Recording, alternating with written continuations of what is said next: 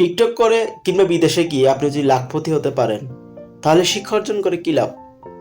আসলে শিক্ষা অর্জনের মূল লক্ষ্য কখনোই টাকা উপার্জন নয়। শিক্ষা অর্জনের মূল লক্ষ্য হচ্ছে নিজেকে একজন আদর্শ মানুষ হিসেবে তৈরি করা।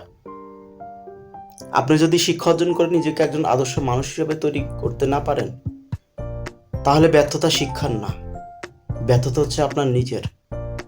আপনি পৃথিবীর সেই দুর্ভাগ্য ব্যক্তিদের মধ্যে একজন, যে শিক্ষা পেয়েও নিজেকে পরিবর্তন করতে পারে না। আসলে এখানে অনেকাংশ দোষটা শুধু আমাদের না, আমাদের সমাজের। কারণ শুরু থেকে আমাদের সমাজ আমাদের শিখিয়ে আসছে লেখাপড়া করে যে গাড়ি ঘোড়ায় চড়ে।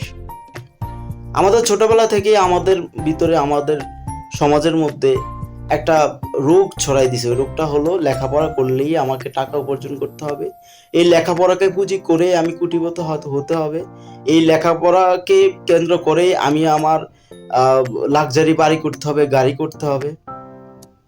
আসলে লেখাপড়া যদি লাক্সারি বাড়ি গাড়ির মাধ্যম হতো, তাহলে এই পৃথিবীতে যারা লেখাপড়া মনীষী ছিল তারা সবাই অনেক গাড়ি বাড়ির মালিক হতো। দেখা গেছে যে যারা গাড়ি বাড়ির মালিক হয়েছে তারা বেশিরভাগই অত লেখাপড়া জানা মানুষ না। তো সুতরাং কখনো টাকা দিয়ে শিক্ষাকে মূল্যায়ন করবেন না, মানুষকে মূল্যায়ন করবেন টাকা নয়, বরং মানুষের সততা, মানুষের ব্যবহার, মানুষের নীতি এবং মানুষের আদর্শকে।